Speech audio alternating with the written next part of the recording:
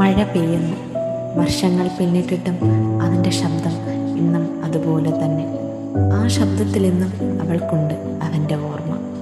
അവനോ ഇന്നും ആ ശബ്ദത്തിൽ അവളെ തേടുന്നു.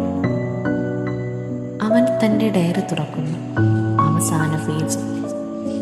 മഴ ഇന്നും പെയ്യുന്നു. പക്ഷേ ഈ തവണ അതിന് വേദനയല്ല, സമാധാനമാണ്.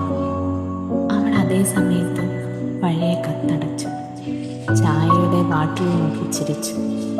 ജനലിലൂടെ പെയ്യുന്ന മഴ അവളുടെ കൈത്തണ്ടിൽ തട്ടുമ്പോൾ അവൾ നിശബ്ദയായി പറഞ്ഞു, നീ ഇപ്പോഴും ഇവിടെ തന്നെ